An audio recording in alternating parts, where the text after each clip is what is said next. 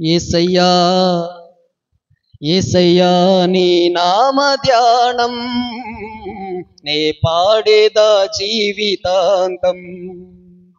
యేసయ్యా నీ నామ ధ్యానం నే పాడేదా జీవితాంతం.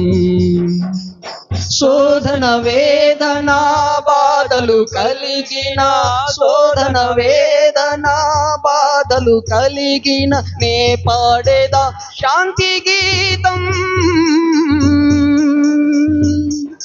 నే పాడేదా శాంతి గీతం, నే పాడేదా శాంతి గీతం. హల్లెలూయా ఆమేన్, హల్లెలూయా ఆమేన్, హల్లెలూయా ఆమేన్, హల్లెలూయా హల్లెలూయా ఆమేన్, హల్లెలూయా హల్లెలూయా ఆమేన్, హల్లెలూయా. యేసయ్యా నీ నామగానం నే పాడేదా జీవితాంతం.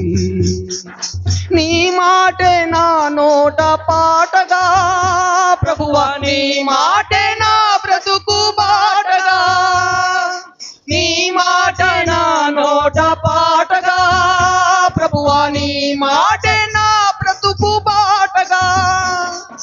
ప్రకటింతునయ్యా నీ జీవవాక్యము, ప్రకటింతునయ్యా నీ జీవవాక్యము, ప్రాణమున్నంత వరకు, ప్రాణమున్నంత వరకు, ప్రాణమున్నంత వరకు. హల్లెలూయా ఆమేన్, హల్లెలూయా ఆమేన్, హల్లెలూయా ఆమేన్, హల్లెలూయా హల్లెలూయా ఆమేన్, హల్లెలూయా ఆమేన్, హల్లెలూయా ఆమేన్, హల్లెలూయా. యేసయ్యా నీ నామగానం నే పాడేదా జీవితాంతం, నే పాడేదా జీవితాంతం. హల్లెలూయా. ఆయన వాక్యము జీవవాక్యం, ప్రాణమున్నంత వరకు మనము ప్రకటించాలి. అందరికీ తెలియబడినట్లుగా ఈ జీవవాక్యమును తెలియబడాలి. పూర్వకాలము నుండి మరుగై ఉన్న ఈ మర్మమును, శోధింప శక్యముగాని క్రీస్తు ఐశ్వర్యమును రాబోవు యుగములలో ప్రతి ఒక్క మనిషి పొందుకొనుటకు ప్రభువు ప్రేమించి సకల ఐశ్వర్యములను విడిచిపెట్టి ధనవంతుడైన దేవుడు దరిద్రుడై వచ్చాడు. దరిద్రుడై వచ్చి మనలను ధనవంతులుగా చేయటానికి ఆటంకముగా ఉన్న పాపమును శాపమును తీసివేసి అనేక రకాలుగా మరణానికి లోనైన ప్రతి ఒక్క మనిషిని విడిపించి జీవమార్గములో నిలబెట్టిపోయాడు. ఈ సంగతులు యుగముల సమాప్తి యందు జరిగినవి. యుక్త కాలములలో ప్రభువు జన్మించాడు. జన్మించి ఈ విషయాలు అన్నీ, పరలోక రాజ్య మర్మాలు, ఆ సంగతులన్నీ కూడా బోధించి, నేను మిమ్మల్ని అక్కడికి చేరటానికి, మీకు ఆటంకముగా ఉన్న మార్గమును సరళము చేయడానికి వచ్చిన నేను మార్గమును అన్నాడు. నేను చెప్పుచున్న మాటలు నిరంతరము నిలిచి మీకు ప్రాప్తించున్నట్లుగా నిజము చెప్తున్నాను, నేనే సత్యమును అన్నాడు. అలాగే మీకు నిత్యజీవం, మరణము పాలైపోయి చనిపోతున్న ప్రతి ఒక్కరికి నిత్యజీవము అనుగ్రహింపబడడానికి నేనే జీవమును అన్నాడు. కాబట్టి నా ద్వారానే ఆ నిత్యజీవములో ప్రవేశిస్తారు, నా ద్వారానే ఆ దేవుని సన్నిధికి చేరతారు అన్నాడు. అంటే దేవుడు ఈయన కాదా అనే ప్రశ్న రావచ్చు. అంటే దేవుడే మానవుడై వచ్చి ఒక సామాన్య మానవునిగా, మనకు ఒక సహోదరునిగా, మనల్ని దేవుని దగ్గరికి నడిపించేటువంటి ఒక మధ్యవర్తిగా ఆయన ఇంకొక పాత్రను ఇక్కడ పోషించాడు, జరిగించాడు.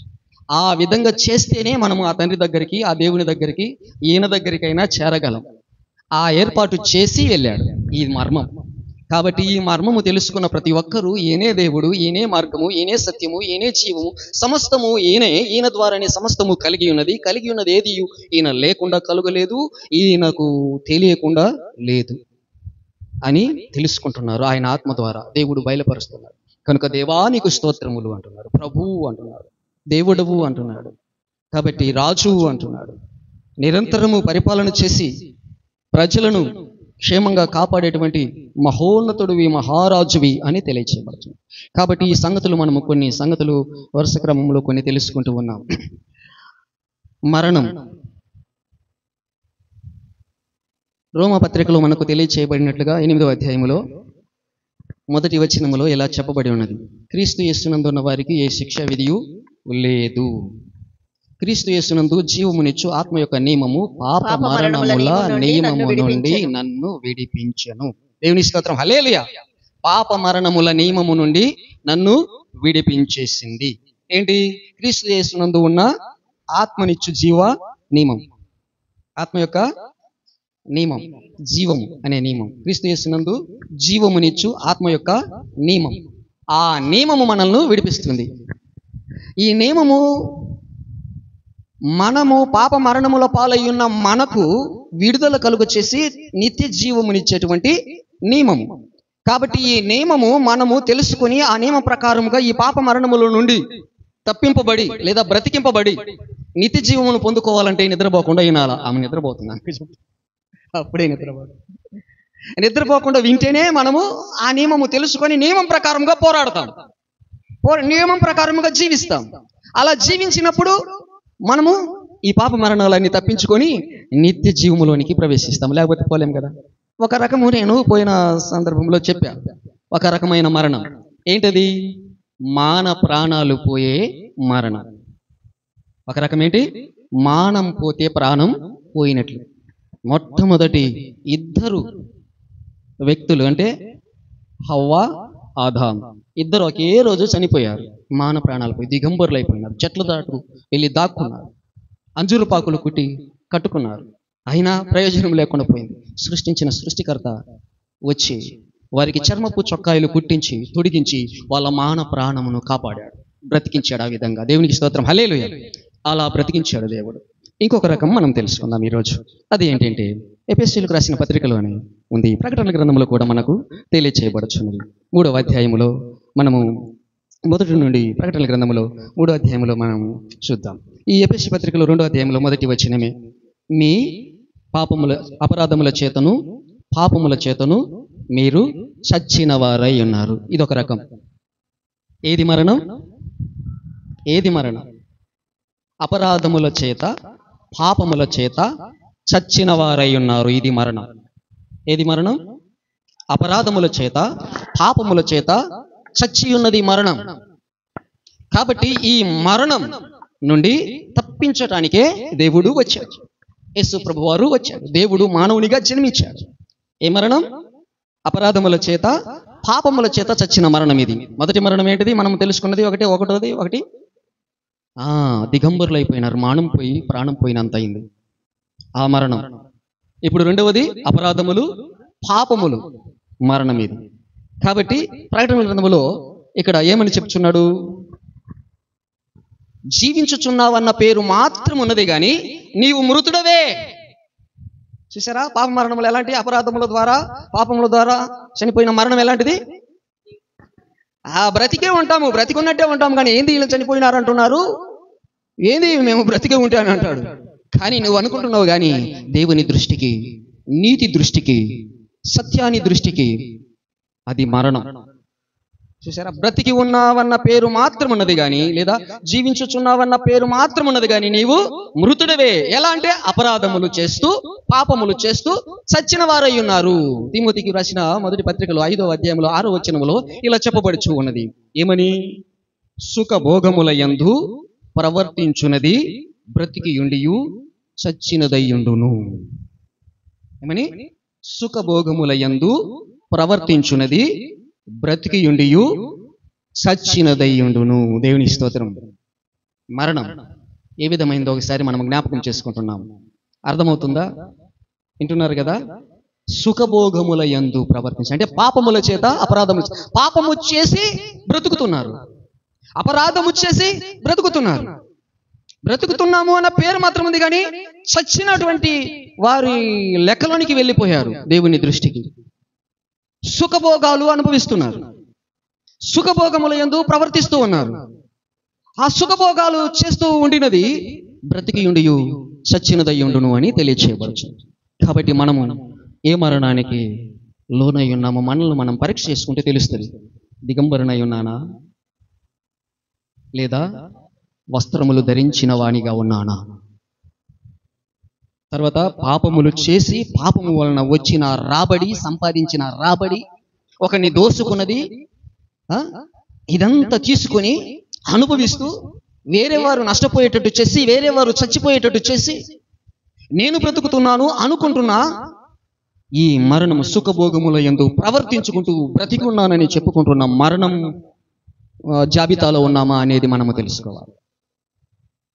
అలాంటి విషయాల్లో ఉన్నట్లుగానైతే మనం ఏం చేయాలి? ప్రభువా, పాపినైనా నన్ను కరుణించు, అపరాధినైనా నన్ను ఆ అపరాధములను క్షమించు, నన్ను అపరాధముల మార్గములోనికి పంపించొద్దు, నేను అపరాధములు పాపములు చేసి ఇలా చచ్చిన వానితో సమానమైనటువంటి బ్రతుకు నాకు వద్దు ప్రభువా, నీ చిత్త ప్రకారముగా నన్ను బ్రతికించు ప్రభు అని మనము ఆయన చెరను వేడవలసిన వారమై ఉన్నాం. అలా కోరుకుంటే మనకు విడుదల చేస్తాడు. అలా కోరుకున్నాము కనుక విడుదల చేసి ఉన్నాడు. కానీ ఇంకా ఏమైనా ఉన్నాయేమో అని చెప్పి అపోస్తుల బోధ యందు, సహవాసమందు, రొట్టె విరుచుట యందు ఎడతెగక ఉండినప్పుడు మనకు తెలుస్తుంది. బోధలు బోధించినప్పుడు ఇంకా ఏదైనా మనకు తెలియకుండా ఏదైనా చేస్తున్నామా, అలా చేసి సచిన వారి జాబితాలో ఉన్నామా అని మనము గ్రహించుకోవాలంటే మనము చాలా జాగ్రత్తగా వినాలి, చదవాలి, ఈ సంగతులను తెలుసుకొని మనల్ని మనం పరీక్ష చేసుకోవాలి. ఇతరులను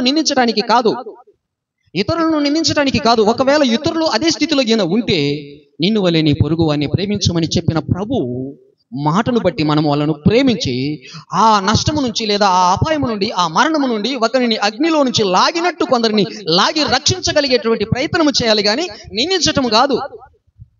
వాళ్ళ కోసం ఇంకా ఎంత నష్టపోయినా వాళ్ళను రక్షించవలసిన అటువంటి బాధ్యత, భారము మన మీద దేవుడు మోపి ఉన్నాడు, మనకు తెలియచేసి ఉన్నాడు.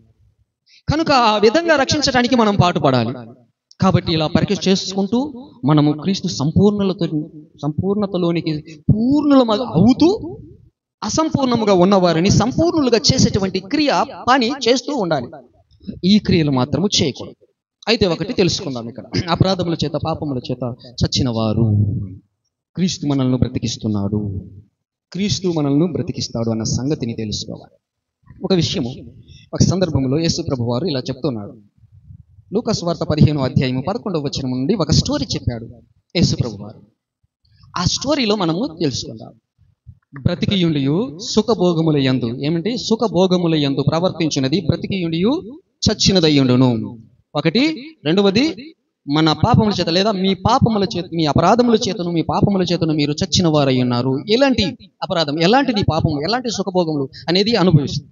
తెలుసుకుందాం. ఇక్కడ ఒక సంగతి చెప్తున్నాడు. ఏమని చెప్తున్నాడు? 11వ వచనం 15వ అధ్యాయము. మరియు ఆయన ఇట్లనే ఒక మనుషునికి ఇద్దరు కుమారులు ఉండిరి. వారిలో చిన్నవాడు తండ్రి ఆస్తిలో నాకు వచ్చు భాగమిమ్మని తన తండ్రిని అడుగగా అతడు వారికి తన ఆస్తిని పంచిపెట్టెను. కొన్ని దినములైన తర్వాత ఆ చిన్న కుమారుడు సమస్తమును కూర్చుకొని దూరదేశమునకు ప్రయాణమై వెళ్ళిపోయాడు. అచ్చట తన ఆస్తి దుర్వ్యాపారము వలన పాడు చేసెను. ఏమి వ్యాపారం? దుర్వ్యాపారముల చేత పాడు చేశాడు ఈ ఆస్తిని. ఎవరిది ఆస్తి? తండ్రి ఆస్తి. ఆ తండ్రికి కుమారుడు గనుక, ఇద్దరు కుమారులు గనుక, తండ్రి ఆస్తికి ఇద్దరు హక్కుదారులైనారు గనుక ఈ తండ్రి ఇంట అన్ని కట్టుబాట్లు ఉన్నాయి. తప్పు చేయకూడదు, అపరాధము చేయకూడదు, నీతిగా బ్రతకాలి, తండ్రి మాట ప్రకారము నడవాలి, అలా నడవాలి. ఇది చిన్న కుమారునికి ఏమైందంటే ఒక కాళ్ళకు బంధాలు వేసినట్టు అయిపోయింది. సుఖంగా బ్రతికేటట్టుగా వీలు పడటంలే, కష్టపడాల్సి వస్తుంది, పని చేయాల్సి వస్తుంది, ఒక నియమ నిబంధనల ప్రకారముగా ఉండవలసి వస్తుంది. అలా ఉండినది ఇతనికి కష్టమైంది. కాబట్టి నేను నా తండ్రిని అడిగేస్తాను, నాకు రావాల్సిన ఆస్తి, నా భాగం నాకు ఇచ్చేస్తే నేను తీసుకొని పోయి దూరదేశంలో బ్రహ్మాండంగా ఉంటాను, సుఖంగా బ్రతుకుతాను అని చెప్పి అడిగాడు. సరే, తండ్రి ఏం చేశాడంటే, నీ ఆస్తి నీకు అయ్యా, నా ఆస్తి నీకు రావాల్సినది ఇచ్చేస్తున్నాను, తీసుకొని నీ ఇష్టం వచ్చినట్టు ఉండయ్యా అని ఇచ్చాడు. తీసుకొని కొన్ని రోజులు పట్టింది. అంటే పొలము, ఇల్లు ఏవి వస్తాయి కదా, వగైరాలన్నీ, తండ్రి ఆస్తిలో భాగమంతా కొన్ని దినాలు ఉండి దాన్ని మొత్తం అమ్మేసి ఒక డబ్బుగా, ఒక సొమ్ముగా దాన్ని సమకూర్చుకొని దూరదేశం వెళ్ళిపోయాడు. నేను బ్రహ్మాండంగా ఉంటానని. ఆ దేశానికి వెళ్ళి మంచి వ్యాపారము చేసుకొని బ్రతికితే బాగునే ఉండు, దాంట్లో సుఖము లేదు, దాంట్లో కష్టం అని చెప్పేసి దుర్వ్యాపారం, అంటే ₹1 పెడితే 10 రూపాయలు వచ్చేటట్టుగా లాభం, దుర్వ్యాపారం అంట. వ్యాపార లాభము అనుభవించు అని దేవుడు చెప్పాడు. వ్యాపారం చేసుకునే దాంట్లో తప్పు లేదు, దాని లాభము, ఒక చట్టము, ఒక ఆ, విధి ఉంటదన్నమాట. ఆ విధంగా దాన్ని చేసుకొని దాన్ని అనుభవించాలి. దేవుడు ఆశీర్వదిస్తాడు, గొప్పని చేస్తాడు బిజినెస్ లో. కానీ దుర్వ్యాపారం అంటే 1 రూపాయి పెడితే 10 రూపాయలు నీకు రావాలి అని ఇట్లా చేసేసాడు, అక్రమమైనది చేసేసాడు. పెద్ద కుమారుడు ఒక సందర్భంలో అంటాడు, నీ ఆస్తిని ఏష్యల ద్వారా తినివేసి పాడు చేసినాడు అని అంటాడు. ఏం వ్యాపారం? దుర్వ్యాపారం. వ్యభిచారము చేయవద్దు, నరహత్య చేయవద్దు, అబద్ధ సాక్ష్యం పలకవద్దు అని దేవుడు చెప్పాడు. ఇవి చేస్తే పాపము. ఈయన ఏం చేస్తున్నాడు? అది వ్యాపారం. ఒకరిని చంపేస్తే, నరహత్య చేస్తే వాని ఆస్తి అంతా కొట్టేయచ్చు. ఒక డబ్బు తీసుకుని వెళ్తున్నాడు అనుకో, చాలా డబ్బు బాగా కష్టపడి పాపం సంపాదించుకొని. ఈ దొంగ ఏం చేస్తాడంటే వానికి మాటేసి వాడిని చంపేసి ఆస్తిని తీసుకుని వచ్చి, ఆ డబ్బుని తీసుకుని వచ్చి ఎంతంటే అంత ఏదేనికంటే దానికి ఖర్చు పెట్టి సుఖభోగము అనుభవిస్తూ ఉన్నాడు. అలా ఒకవేళ ఈయన అట్లా కాకపోయినా తన తండ్రి ఆస్తి అయినా తీసుకెళ్ళి అలాంటి వ్యాపారాలు మొదలు పెట్టాడు. పాడు చేసేసాడు. అంతా పాడైపోయింది, అంతా అయిపోయింది. సుఖంగా బ్రతుకుతాను అనుకున్నాడు. అలా చేసి అంతా ఆ డబ్బంతా ఖర్చు అయిపోయింది. కానీ లాభం 10 రూపాయలు ఈరోజు వచ్చినట్టుంది, కానీ అది ఎట్లా పోతుందో, ఏమైపోతుందో అదంతా అయిపోయింది. ఇంకా రావాలి కదా, ఈయనకు ఎక్కువ రావాలి కదా, ఈయన ఆస్తికి రెట్టింపు రావాలి కదా. రెట్టింపుకు బదులుగా అసలు ఏమి చిల్లి గవ్వ కూడా లేకుండా అంతా అయిపోయింది ఆస్తి. దుర్వ్యసనాలకు లోనయ్యాడు, త్రాగి తిని సుఖభోగాల్లో ప్రవర్తించి అలా అయిపోయింది. అలా అయిపోయిన తర్వాత పెద్ద కరువు వచ్చేసింది అతనున్న ఆ ప్రాంతంలో. ఆ కరువులో ఆకలి కొని తినటానికి అన్నము కూడా లేక ఎట్లా బ్రతకాలనా నేనని చెప్పి ఆ దేశంలో ఉన్న ఒక వ్యక్తి దగ్గరికి వెళ్ళాడు. ఏదైనా పని ఉంటే ఇవ్వయ్యా, నేను ఆకలికి చనిపోతున్నా, నాకు అంత ఆహారం ఇస్తే చాలు అని. అయితే నా పొలంలోనికి వెళ్ళి నా పందులను మేపమన్నాడు. పోయి పందులను మేపుతుంటే ఈయనకు ఆకలవుతూ ఉంది, ఏమి తినడానికి ఎవడు అంత అన్నం పెట్టి నీళ్ళు ఇచ్చి పోయిరా అని చెప్పిన వాడు లేడు. ఆ ప్రాంతంలో ఎవడు కూడా అలాంటి వాడు కనబడలేదు. కనుక ఆ పందులకు పెట్టమని ఇచ్చిన, ఆ పందులను మేపమని ఇచ్చిన పొట్టును తిని ఆకలి తీర్చుకోవాలని ఆశపడ్డాడు అని వ్రాయబడింది. అలా ఆశపడ్డాడు. ఎంత దౌర్భాగ్యమైనటువంటి స్థితికి వెళ్ళిపోయిందో చూడండి. సుఖభోగముల యందు నేను బ్రతుకుతా, నా తండ్రి ఇంట సుఖము లేదు, ఈ నియమ నిబంధనల ప్రకారముగా జీవిస్తే అసలు అక్కడ సుఖమే లేదు, శాంతి లేదు, నేను అక్కడ బ్రహ్మాండంగా బ్రతుకుతానన్న వాని గతి ఏమైందో చూడండి. మన పరిస్థితి, ఎవరి పరిస్థితి అయినా అలా ఉంటుంది. అపరాధముల చేత, పాపములు, తన తండ్రి ఇంట జరిగే సంగతిని అంతటిని అపార్థము చేసుకున్నాడు. అపరాధం అంటే అపార్థం చేసుకున్నాడు. మంచి కోసము చెప్పి, మేలు కోసము చెప్పి, వాళ్ళ కుమారులకు ఆస్తి సంపాదించి ఇచ్చి లక్షణంగా ఈ విధంగా బ్రతకండి రాని మేలు కోసం చేస్తే ఆ మేలును అపార్థం చేసుకున్నాడు చిన్న కుమారుడు. అలాగనే మనం ఏదైనా ఎవరికైనా ఒక మంచి బుద్ధి చెప్తూ ఉంటే వాళ్ళు అపార్థం చేసుకుంటే మనల్ని తృణీకరించి మాట్లాడతారు. పోవయ్యా, పో అమ్మ, బో చెప్పావు కానీ అని. అయితే నీతిమంతుడైతే దాన్ని చాలా విలువైన మాటగా స్వీకరించి మంచిగా వాళ్ళు తయారవుతారు. కాబట్టి ఈయన ఇట్లా అపరాధం చేసుకునేందువలన ఏమైపోయాడు? అంత అయిపోయి పందులు తిని పొట్టుతో కడుపు నింపుకోవాలని ఆశపడ్డాడు. స్నానము లేదు, క్షౌరము లేదు, కటింగ్ లేదు, మంచి వస్త్రాలు లేవు, ఏమీ లేదు. అప్పుడు బుద్ధి వచ్చిందంట. ఏమైంది? అప్పుడు ఆయనకి బుద్ధి వచ్చింది. బుద్ధి వచ్చింది. చాలా మందికి నష్టపోయిన తర్వాత బుద్ధి వస్తుంది. వచ్చిన తర్వాత కోల్పోయినదంతా మనము తిరిగి తెచ్చుకోలేము. అయితే కోల్పోయిన అన్ని పరమందున్న దేవుడు ఇవ్వటానికి సమర్థుడు. మనకుండా కాదు అవన్నీ సంపాదించుకోవటానికి, మరలా ఆ జీవితం మనము మంచిగా చక్కబెట్టుకోవటానికి కుదరదు. అయితే ఈయన సమర్థుడు కనుక ప్రతి ఒక్కరికి బుద్ధి కలగాల. ఏదో ఒక సందర్భంలో జ్ఞాపకం రావాలి. అదే మనోనేత్రము వెలిగింపబడటం. అప్పుడు వాడు బుద్ధి వచ్చినప్పుడు, ఇక్కడ నేను ఆహారమునకు ఏమీ లేక చనిపోతున్నాను, నా తండ్రి ఇంట అనేక మంది కూలి వాళ్ళకు ఆహారము సమృద్ధిగా ఉన్నది, ఆహారము సమృద్ధిగా ఉన్నది, నేను ఇక్కడ అన్నము తినడానికి లేక ఆకలితో చచ్చిపోతున్నాను. ఇదొక రకమైన చావు, ఆకలితో చావటం, ఆకలితో చనిపోతూ ఉన్నాను. అయితే నేను నా తండ్రి ఇంటికి వెళ్తా, వెళ్ళి తండ్రి నీ ఎదుటను పరలోకమునకు విరోధముగా పాపము చేశాను, ఇక మీదట నీ కుమారుడని అనిపించుకున్నటకు నేను యోగ్యుడను కాను, నీ కూలి వాళ్ళల్లో ఒకనిగా పెట్టుకో, నాకు సహాయం చెయ్యి అని చెప్పుకుంటాను. అప్పుడు కూలి వాళ్ళకు అనేక మందికి కావాల్సినంత సమృద్ధిగా ఆహారం ఉంది, ఏ బాధ లేకుండా బ్రతుకుతున్నారు. మరలా నేను నా తండ్రి ఇంటికి వెళ్తా అన్నాడు. దేవుని స్తోత్రం, హల్లెలూయా. ఎక్కడ బాగుంది అనుకొని దూరదేశంలో బాగుంటాను అనుకొని పోయాడు.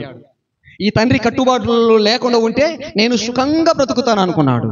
కానీ సుఖ బ్రతుకు లేదు, బానిస బ్రతుకైంది. ఆ బ్రతుకు నుంచి విడుదల పొందటానికి బుద్ధి వచ్చింది. బుద్ధి తెచ్చుకోవాలి. మనం ఇలాంటి వాటిల్లో నష్టపోయినప్పుడు బుద్ధి తెచ్చుకోకపోతే ప్రమాదములు పడతాం. కాబట్టి ఆ బుద్ధి వచ్చినప్పుడు ఆయన ఇంకా తిరిగి రావడానికి ఇక ఆ పందులను వదిలేశాడు, అన్ని వచ్చేస్తాడు. ఇక్కడ తండ్రి అయితే మాత్రము అంత పంచి ఇచ్చాడు, కానీ వాడు రావాలి అని ఆయన ఎదురు చూస్తూ ఉన్నాడు. ఒక భక్తుడు ఒక పాటగా పాడాడు. ఏంటంటే, ఓ చిన్ని తనయా నీకిన్ని శ్రమలేలనయా, నీ తండ్రి ప్రేమను కణవా, నీ ఇంటికే తిరిగి రావా. ఓ చిన్ని తనయా నీకిన్ని శ్రమలేలనయా, నీ తండ్రి పిలుపును వినవా, నీ ఇంటికే తిరిగి రావా అని ఎదురు చూస్తా ఉన్నారు. పరిశుద్ధ తండ్రికి ప్రియసుతుని వయ్యుండి పందులతో నీకు సహవాసమా. ఎక్కడ సహవాసం చేస్తాను? పందులు తినే పొట్టు తినాలని ఆ పందులు పొరిలే స్థలాలలో, ఆ పందులు తిరిగే స్థలాల్లో ఉంటున్నారు. ఇది నీకు తగునా? విస్తారమైన దేవుని ధనం, తండ్రి ధనం, ఆ ధనం పైన అధికారము కోల్పోయి కష్టాల బాటలు పయనింతువా అని పిలుస్తున్నారు. అలా పిలుస్తూ ఈయన ఎదురు చూస్తూనే ఉన్నాడు. తండ్రి, పరలోకమందు ఉన్న తండ్రి, మనల్ని పుట్టించిన తండ్రి, మనల్ని సృష్టించిన తండ్రి, మన సుఖభోగముల యందు మనం ప్రవర్తిస్తూ బ్రతికియుండి కూడా చచ్చిన మనల్ని అదే క్రమములో ఆయన మనల్ని బాగు చేయాలని, ఆ చచ్చిన స్థితి నుండి మరలా బ్రతికించాలని ఎదురు చూస్తూ పిలుస్తూ ఉన్నాడు. పిలుస్తూ తన మాట చొప్పున నడుచుకునే వారి ద్వారా సర్వలోకమునకు వెళ్ళి సర్వ సృష్టిలో ఉన్న ప్రతి ఒక్క మనిషి సుఖభోగముల యందు పాపముల చేత అపరాధముల చేత చచ్చిన వారిని బ్రతికించటానికి, ఈ స్వార్థను అందరిలో ప్రకటించటానికి అత్యల్పులైన వారిని కొందరిని ఏర్పాటు చేసుకుని ఈ కృపనిచ్చి అందరికీ తెలియచేయమంటున్నాడు. వినిన వారందరూ తెలుసుకొని మారు మనస్సు పొందుకోవాలి. మనం ఎలా ప్రవర్తిస్తున్నామా, ఎలా బ్రతుకుతున్నామా, అపరాధములలో బ్రతుకుతున్నామా, పాపములలో బ్రతుకుతున్నామా, సుఖభోగముల యందు వ్యర్థమైన వాటి యందు ప్రవర్తిస్తూ సచ్చిన వాళ్ళ లెక్కలో ఉన్నామా అని పరీక్ష చేసుకొని బుద్ధి తెచ్చుకొని, ఇదే పద్ధతి కాదు, నా తండ్రి ఇంటికి పోవాలి, నా దేవుని చిత్తం చేయాలి, దేవుని చిత్తానుసారంగా నేను జీవించాలి, అందరికీ మేలుకరంగా ఉండాలనే ఉద్దేశమును మనము ఆలోచన చేయాలి. అలా చేసినప్పుడు కావలసిన మార్గం ఏర్పాటు చేస్తాడు. అలా అతను వస్తూ ఉంటే వాడు ఇంకా దూరముగా ఉన్నప్పుడు తండ్రి లేచి పరిగెత్తిపోయి అని కౌగిలించుకొని మెడ మీద పడి ముద్దు పెట్టి, నా కుమారుడా అని అతని పైన కనికరపడి చూశాడు. అయితే దేవుడు నిందించడు. మనం అలా మనస్సు మార్చుకొని ప్రభువా అని ఆయన చెంతకు చేరితే ఆయన నిందించేవాడు కాదు, కనికరము చూపుతాడు. ఇన్ని రకాలుగా నష్టపోయిన, దేవునికి వ్యతిరేకమైనటువంటి కార్యములు చేసిన వాటన్నిటిని కూడా క్షమించగలిగిన సమర్థుడు, ప్రేమ కలిగిన వాడు, కరుణామయుడు, కరుణా సంపన్నుడు. ఆయనకు మించిన వారు ఇంకెవరు లేరు. తండ్రి కంటే మించిన కరుణ కలిగిన, ప్రేమ కలిగిన వారు ఇంకా వేరే వారు లేనే లేరు. కనుక పరిగెత్తుకుంటూ వచ్చి ఈ విధంగా చేశాడు. అప్పుడు వెంటనే అన్నాడు, తండ్రి, పరలోకమునకు విరోధముగా నీ ఎదుట నేను పాపము చేశానయ్యా. నేనిక నీ కుమారుడిని అనిపించుకోవటానికి యోగ్యుడను కాను, నీ కూలీలలో ఒకరిగా పెట్టుకోనైనా అని అన్నాడు. ఆ మాటలు ఏమీ చెవిని పెట్టలే. ఆయన పెట్టకుండా ఏం చేశాడు? పని వాళ్ళని పిలిచాడు, రే రండ్రా వచ్చేసాడు. ఇతనికి ప్రశస్త వస్త్రం తెచ్చి తొడిగించండి, ఇతనికి క్షౌరము చేయించండి, బంగారు ఉంగరము తెచ్చి తొడిగించండి, పాదాలకు జోడు తెచ్చి తొడిగించండి. ఈ నా కుమారుడు తప్పిపోయి దొరికాడు, చనిపోయి మరలా బ్రతికాడు అన్నాడు. దేవుని స్తోత్రం, హల్లెలూయా. బ్రతికే ఉంటాడు కానీ చనిపోయి, ఇది ఒక రకమైన చావు. చనిపోయి బ్రతికాడు. ఎప్పుడైతే మనం ఈ ఉద్దేశం చేస్తామో దేవుడు బ్రతికిస్తాడు మనల్ని. ఈ విధంగా అపరాధముల చేత పాపముల చేత చచ్చిన ఆ కుమారుని బ్రతికించాడు. బ్రతికించి చేరదీసుకున్నాడు. చేరదీసి ఇతను తప్పిపోయి దొరికాడు, చనిపోయి బ్రతికాడు, కనుక కోవిన దూడను వధించండి, మనం సంతోషపడదాము అని అంత ఆర్డర్ చేశాడు. దేవుని స్తోత్రం, హల్లెలూయా. ఆ విధంగా అప్పుడు వీళ్ళందరూ వెళ్ళి కోలాహలం జరిగిస్తా ఉన్నారు. నాట్యాలు, వాయిద్యాలు జరుగుతా ఉన్నాయి. మామూలుగా లేదు ఆ ఆనందము, ఆ ఉత్సాహము. మారు మ్రోగిపోతా ఉంది. మారు మ్రోగిపోతా ఉంటే అప్పుడు పెద్ద కుమారుడు ఉన్నాడు చూసారా, పొలములో ఉన్నాడు. ఏం చేస్తున్నాడు? ఈయన ఎప్పుడు పనే తండ్రి మాట దాటేదే ఉండదు. నిరంతరము తండ్రి చెప్పినట్టు 100% తప్పిపోయినదే లేదు. అలా చేస్తా ఉన్నాడు చిన్నప్పటి నుంచి ఇప్పటి వరకు కూడా. ఆ తండ్రి చిత్తాన్నే చేస్తా ఉన్నాడు. ఉన్న ఆస్తి అంతా ఇప్పుడు ఎవరి భాగం? పెద్ద కుమారుని భాగమే. చిన్న కుమారుని భాగం అంతా అయిపోయింది, వెళ్ళిపోయింది. ఇంకా చిన్న కుమారునికి ఇక్కడ ఏమీ లేదు. ఉన్నదంతా పెద్ద కుమారునికి చిన్న కుమారునికి ఇద్దరికి కూడా ఎక్కడి నుంచి వచ్చింది? తండ్రి పంచిచ్చాడు. కనుక ఇప్పుడు ఉండేది ఈయనదే. కాబట్టి ఈయన ఎంత కష్టపడి చేస్తా ఉన్నాడు, బ్రహ్మాండంగా ఉన్నాడు. ఆ రోజు కూడా చాలా కష్టపడి వచ్చాడు. వచ్చే వరకు ఇంటి దగ్గర మామూలుగా లేదు. నాట్యాలేమి, సంగీతాలేమి, ఆ ఉత్సాహాలేమి, ఆ పరుగులేంటి, ఆ పరిచర్యలేంటి, మామూలుగా లేదు. ఇదేంట్రా నాయన అని చెప్పేసి ఆశ్చర్యపోయి ఆ పనులలో ఒకరిని పిలిచాడు. అరే బాబు ఇట్లా వచ్చాడు. వచ్చిన తర్వాత ఏంది ఈ కోలాహలం అంతా అంటే ఏమంటున్నాడు? నీ తమ్ముడు వచ్చి ఉన్నాడు కనుక నీ తండ్రి అతని విషయమై కోవిన విందు చేయిస్తున్నాడు, అందుకని కోలాహలం అన్నాడు. చాలా బాధేసింది. ఏమైతుంది? చాలా బాధేసింది. భక్తులందరికీ కూడా బాధేస్తుంది ఈ పాపులను చూస్తే, అపరాధముల చేత చచ్చిన వారిని చూస్తే, సుఖభోగముల యందు ప్రవర్తించే వారిని చూసి సచ్చిన బ్రతుకుతుంటే అలాంటి వారి దగ్గరికి వెళ్ళడానికి కానీ, వాళ్ళతో సహవాసం చేయడానికి కానీ, వాళ్ళతో మాట్లాడటానికి కానీ, వాళ్ళతో కలిసి జీవించడానికి కానీ ఒప్పుకోరు కదా. అలా ఉంది. అయితే ఇప్పుడు వచ్చేసిన తర్వాత ఈయనకు కూడా ఏం చేసింది? బాధేసి లోపలికి రాకుండా వెళ్ళిపోతూనే ఉన్నాడు. ఆ సంగతి తండ్రికి తెలిసి తండ్రి ఇప్పుడు వెలుపలికి వచ్చేసాడు. దేవుని స్తోత్రం, హల్లెలూయా. తన చిత్త ప్రకారముగా నడుస్తున్న కుమారుడు దూరంగా వెలుపట ఉన్నా కానీ ఆయనే వెలుపటికి వచ్చి లోపటికి తీసుకెళ్తాడు. దేవుని స్తోత్రం, హల్లెలూయా. ఏదైనా మనస్సులో మత్సరం అనవచ్చు దాన్ని, అంటే వాళ్ళ గురించి విచారణ చేసి ఆలోచన చేయడం అనమాట.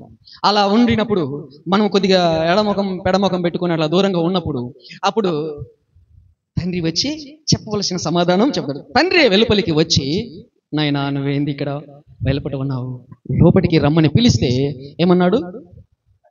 అందుకు అతడు తన తండ్రితో, ఇదిగో ఇన్ని ఏండ్ల నుండి నిన్ను సేవించుచున్నానే, నీ ఆజ్ఞను నేను ఎప్పుడైనా మీరలేదే. అయినను నా స్నేహితులతో కూడా సంతోషపడినట్లు నీవు నాకు ఎన్నడైనా ఒక్క మేక పిల్లనైనా ఇయ్యలేదు తండ్రి అంటున్నాడు. ఏమి ఇయ్యలేదట? ఇన్నేళ్ల నుంచి నీ సేవ చేస్తూనే ఉన్నా, నీ ఆజ్ఞ ఎప్పుడైనా మీరలేదు. అయినా నా కుమారుడా, వాడు ఆస్తంతా పంచుకొని పోయి సుఖభోగములు ఎందుకు ప్రవర్తిస్తూ సచ్చినోడిలాగా ఉన్నాడు. నీవు బ్రతికిన కుమారునిగా, నిత్య జీవము కలవానిగా నా దగ్గరనే ఉన్నావు, నా మాటలు వింటున్నావు, కష్టపడుతున్నావు. ఇదిగో నాయన, ఇది తీసుకుని వెళ్ళి నీవు నీ స్నేహితులు సంతోషంగా ఒక విందు చేసుకోండి అని ఎప్పుడైనా చెప్పావా తండ్రి అని అడుగుతున్నాడు. అడిగినప్పుడు తండ్రి ఏమన్నాడు చెప్పండి. తండ్రి అతడు తండ్రి చెప్తున్నాడు, అందుకు కుమారుడా నీవెల్లప్పుడూ నాతో కూడా ఉన్నావు, నావన్నీ ఎవరి నీవి, నేనిచ్చేది నీకు ఒక స్వతంత్రం ఉంది. నువ్వు ఒక మంచి పని చేస్తుంటే, నువ్వు ఒక మంచి విందు నీ స్నేహితులతో కూడా చేసుకుంటుంటే నేను ఎప్పుడైనా నీకు ఆటంకం చెప్పానా?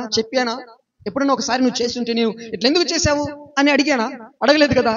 నువ్వు ఎల్లప్పుడూ నా యొద్దనే ఉన్నావు, నన్ను సేవిస్తూనే ఉన్నావు, నావన్నీ నీవే. ఇక ఆయన ఎక్కడ ఉన్నాయి? ఆయన ఇచ్చేసాను, వెళ్ళిపోయాడు. నావన్నీ నీవే అన్నాడు. అయితే ఇప్పుడు మనము సంతోషించి ఆనందించుట యుక్తమే నాయనా, ఈ నీ తమ్ముడు అన్నాడు. ఈ కుమారుడు ఏమన్నాడు తండ్రితో? ఈ నీ కుమారుడు నీ ఆస్తిని వేశ్యలతో దుర్వ్యాపారాలతో పాడు చేసిన ఇతను వస్తే ఇతనికి నీవు క్రొవ్విన విందును చేస్తున్నావు అన్నాడు. అంటే నీ కుమారుడు నాకు సంబంధం లేదు అన్నట్టు ఆ మాటలు అర్థం. నీ కుమారుడు, ఏదైనా అన్నదమ్ముల దగ్గర తేడాలు వచ్చినా, అక్క చెల్లెల దగ్గర వచ్చినా, ఎవరి దగ్గర భార్యాభర్తల దగ్గర వచ్చినా, తల్లిదండ్రుల దగ్గర వచ్చినా ఇదే మాట. నీ తమ్ముడు, నీ అన్నో, నీ భార్య, నీ కొడుకు చేసాడు, నీ ఇష్టం వచ్చినట్టు చేసుకున్నాడు. నీ అంటే తొలగించినట్టు. మన అనేది లేదేడ. మన అనకుండా నీ కుమారుడు అంటున్నాడు. తండ్రి ఏమంటున్నాడు? నీ తమ్ముడు అంటున్నాడు. నా కుమారుడే నాయన, నేను కాదన్ను, నీ తమ్ముడు. ఇప్పుడు ఏమైంది? తండ్రిలో నుంచి కుమారునికి, కుమారులో నుంచి తండ్రికి స్థిరత్వం అయిపోయింది. దేవుని స్తోత్రం, హల్లెలూయా. ముగ్గురు ఒకటే అన్న సంగతిని ఈయన నీ తమ్ముడు తప్పిపోయి తిరిగి బ్రతికెను, చనిపోయి తిరిగి బ్రతికెను అన్నాడు. దేవుని స్తోత్రం, హల్లెలూయా. రమ్మని చెప్పి బతిమాలుకున్నాడు. దేవుని స్తోత్రం, హల్లెలూయా. భక్తులను విడిచిపెట్టాడు. ఎడమకం పెడమకం పెట్టి మనం కాసేపు దేవునికి విరుద్ధంగా, అంటే విరుద్ధంగా కాదు, దేవుని చిత్తానుసారంగానే కుమిలిపోతూ నాకెందుకు ఇంత బాధ, నాకెందుకు ఇంత కష్టం, నాకే సహాయం చేయలేదు అని మనం ఇలా ఉంటే దేవుడు బతిమాలుతాడు. దేవుని స్థితిలో ఉన్నాడు తండ్రి. తండ్రి ఎవరికి సాదృశ్యము? దేవునికి. కుమారులు ఆయన బిడ్డలకు సాదృశ్యం. కాబట్టి ఆ దేవుడు తన యందు భయభక్తులు కలిగి తనను సేవించు వారిని బతిమాలుకుంటాడు. దేవుని స్తోత్రం, హల్లెలూయా. బతిమాలే భాగ్యం మామూలు సంగతి. బతిమాలుతున్నాడు. రానైనా మనం నాకు ఎప్పుడైనా ఒక మేక పని ఇచ్చినవా అంటున్నాడు. నాయనా రానైనా అంట, ఇతనంతా పాడు చేసాడు, నేను రాను అంటున్నాడు. నాయనా అట్లా అంటే ఎట్ట ప్రభు? నాయనా అన్నాడు. ఎంత చెప్పి మనం సంతోషించడం మంచిది. బ్రతికిన నాయనా, నీ తమ్ముడు నాయనా. అలా బంధాలు మనం కలుపుకోవాలి. అన్నదమ్ముల మధ్య, తల్లిదండ్రుల మధ్య ఏమైనా తేడాలు వచ్చినా, ఒకవేళ మనకు నష్టం కలిగించినా, మన ఆస్తి తిన్నా, మన తమ్ముడే కాదు, మన అన్నే కాదు, మన అక్కే కదా, మన చెల్లే కదా, ఎవరోనా కాదు కదా. కష్టములు ఆదుకోవాలి కదా, ఇబ్బందులలో మనం పరామర్శించాలి కదా. ఈ ప్రేమ లేకపోతే మనము శత్రువులము లెక్కలోకి అయిపోతాం. అపవాది దుష్టుని సంబంధులం అయిపోతాం. దుష్ట క్రియలు చేయటానికి పూనుకుంటాం. చంపటానికైనా వెనుకదీయము, దొంగతనము చేయటానికైనా వెనుకదీయము, పాడు చేయటానికైనా వెనుకదీయము. అలా అయిపోతాం. కాబట్టి అలాంటి స్వభావం కానీ, అలాంటి ప్రమాదం కానీ మనల్ని ముట్టుకొనియకూడదు, మనలోనికి ప్రవేశించనీయకుండా వాళ్ళకు నచ్చ చెప్పుకుంటాడు. దేవుడు తెలియచేస్తాడు. కానీ చేయడు, వాడు పాపము చేయజాలడు. ఎందుకంటే దేవుని బీజము అతనిలో ఉంది కాబట్టి, దేవుని మూలముగా వారు పుట్టినవారు కనుక అతడు పాపము చేయజాలడు. అలా కాబట్టి మనం అందరం, మనుషులందరూ కూడా దేవుని వలన పుట్టిన వారము, ప్రతి ఒక్క మనిషి కూడా. కాబట్టి అందుకనే దేవుని పరిశుద్ధాత్మ ప్రేరేపణ ద్వారా ఆ దేవుని ఎరిగిన వారేనే కాదు, దేవుని ఎరగని వారితో కూడా మాట్లాడతాడు.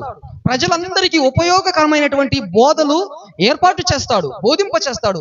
మోషే దేవుని బిడ్డే కానీ ఇతర దేవుని బిడ్డ కాదు కదా. మామూలుగా ఆ లెక్కలు చూస్తే అందరూ దేవుని బిడ్డలే. కానీ ఇక్కడ ఈ సబ్జెక్టులకు వచ్చినప్పుడు ఆయన ఎరుగని వారు అన్యుల లెక్కలో ఉన్నాడు కదా.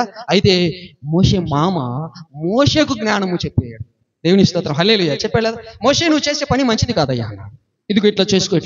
దేవుడు మాట్లాడించాడు, మంచి వారి చేత అవన్నీ తెలియజేస్తాడు. అలాగునే మన దేశానికి కూడా ఒక అమూల్యమైనటువంటి సంగతి తెలియజేశాడు. ఆ సంగతిని అందరూ, ప్రతి ఒక్కరూ దాన్ని ప్రమాణపూర్వకంగా ప్రకటించుకుంటారు, తెలుసుకుంటారు, చెప్తారు.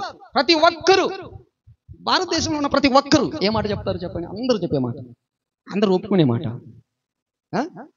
భారతదేశం నా మాతృభూమి, భారతీయులందరూ నా సహోదరులు కదా, అందరూ ఒప్పుకుంటారు. మనము స్కూల్లో చేరినప్పటి నుంచి స్కూల్ వదిలే అయిపోయేదాకా కదా, మన చదువు మానుకునేదాకా చెప్తా ఉంటాం. దేవుడు ప్రేరేపించి మీరు పలానా కాదు, నీ తమ్ముడు కాదు, నీ తమ్ముడు, నీ కొడుకు కాదు, అందరూ సహోదరులము అని అప్పుడే తెలియచేసినందువలన బాల్యము నుండి బాలుడు నడవలసిన త్రోవను వాడికి నేర్పించమంటే అప్పటి నుంచి నేర్పిస్తూనే ఉంటారు, పలుకుతూనే ఉంటారు. కాబట్టి అందరము సహోదరులము, ఈ నీ తమ్ముడు అని చెప్పారు. అలా మనము ప్రేమ కలిగి ఉండాలి, అందరినీ ప్రేమించాలి. నేను నా దేశమును ప్రేమించున్నాను, అందరినీ ప్రేమిస్తున్నాను, ఉపాధ్యాయులను, పెద్దలను అందరినీ గౌరవిస్తాను, ప్రతి వారితో మర్యాదగా నడుచుకుంటాను. ఏం చేయాలి? మర్యాదగా నడుచుకోవాలా? ప్రార్థనకు వచ్చే వాళ్ళతోనే మర్యాదగా నడుచుకుంటూ రాని వాళ్ళతో అమర్యాదగా నడుచుకుంటావా? అమర్యాదకరమైనటువంటి మాటలు మాట్లాడతారా? ప్రేమ కలిగిన మాటలు, అక్క, తమ్ముడా, చెల్లి, కులాలైతే ఏ మతాలైతే ఎన్ని ఏర్పడి భూలోకంలో ఉన్నాయి, కానీ అందరు కూడా అక్క, తమ్ముడా, చెల్లి, మామ, చిన్నాన్న, బాబాయ్ అని పిలుచుకుంటుంటారు. ఎక్కడి నుంచి వచ్చినాయి ఇవన్నీ? ఎట్లా వచ్చినాయండి? నీకు నాకేం సంబంధము లేదు అన్న జనాంగముగా జీవిస్తూ అన్న అంటావే, తమ్ముడా అంటావే, చిన్నాన్న, పెదనాన్న అంటారే. మా ఊర్లో చాలా మంది ఉన్నారు, వాళ్ళందరినీ మేము అలాగే పిలుచుకుంటున్నాం. ఎట్లా? కొండ రంగారెడ్డి గారు ఉన్నారు, మామయ్య అంటాను, అల్లుడా అంటాడు ఆయన. వాళ్ళంతా గౌరవంగా పిలుస్తారు, నేను పిలుస్తాను, అలా మాట్లాడుకుంటామే. మరి ఎట్లా? అందరము సహోదరులమే, మనుషులంతా దేవుని పిల్లలు, ఆయన బీజం ఉంది కాబట్టి పాపము చేయడు. కానీ దుష్టుడు ఉన్నాడు, వాడు పొంచి ఉన్నాడు, ప్రతి ఒక్కరి చేత తప్పు చేయించాలని, ప్రతి ఒక్కరిని చంపేయాలని పన్నాగం పన్నాడు. వానిలో నుంచి విడుదల పొందాలి, తండ్రి చెంతకు చేరాలి. తండ్రి మనకు అధికారం ఇస్తాడు, ఆ దుష్టుని జయించేటటువంటి మహాబలం ఇస్తాడు. ఆ బలం వచ్చింది కనుకనే ఆయనకు బుద్ధి వచ్చింది అన్నాడు. బుద్ధి వచ్చింది అన్నప్పుడే ఆ దుష్ట క్రియలను పాప భోగములు అనుభవించాలనే తలంపు కలిగినటువంటి ఆ ఊహలో చనిపోయి తిరిగి లేచి బ్రతికిన వాడై పరిగెత్తి కౌగిలించుకొని ఆయన చేర్చుకొని బ్రహ్మాండంగా నిలబెట్టాడు, బ్రతికించాడు. ఇలా పాపముల చేత అపరాధముల చేత చచ్చిన వారిని ఇలా ప్రభు బ్రతికిస్తాడు. ఇలాంటి గొప్ప రక్షణ ఇస్తారు. మనము పరీక్ష చేసుకొని ఏ విధమైనటువంటి జీవితంలో ఉన్నాము, బ్రతికిన వారిగా ఉన్నామా, చనిపోయి తిరిగి బ్రతికిన వారిగా ఉన్నామా, లేకపోతే చనిపోయిన స్థితిలోనే ఉన్నామా? కాబట్టి ప్రకటన గ్రంథంలో అంటాడు, చావనై మిగిలి ఉన్న వాటిని బ్రతికించు, బలపరచు. మనం చావనై ఉన్న మిగిలిన వాటిని బలపరచు అంటే మిగిలిన అంటే ఇన్ని రెండు రకాలుగా మరణించిన ఇప్పుడు మనం చూసుకున్నాం. ఈ రెండు రకాలుగా ప్రభు రక్షించాడు, రక్షణ పొందిన వారిగా బ్రతికిన వారిగా ఉన్నాం. ఇంకా మిగిలినవి ఉన్నాయి ఎన్నో రకాలుగా, వాటిని బలపరచు. అలా బలపరుచుకొని మనము నిత్య జీవములోనికి ప్రవేశించాలని ప్రభు కోరుతున్నాడు. ప్రియ సహోదరి సహోదరులారా, ప్రభు మాటలు వింటున్న ప్రతి ఒక్కరూ చాలా జాగ్రత్తగా గమనించి, మనమందరము దేవుని పిల్లలం. దేవుడు సృష్టించిన సృష్టి మనమంతా, ఆయన చేసిన పని కనుక మనము ఆయన చిత్త ప్రకారముగా నడుచుకుని నిత్య జీవములో ఉండాలని మనవి చేస్తూ నేను మాటలు ముగిస్తున్నాను. ప్రభు ఈ మాటలు దీవించును గాక. ఆమేన్. అందరికీ వందనాలు.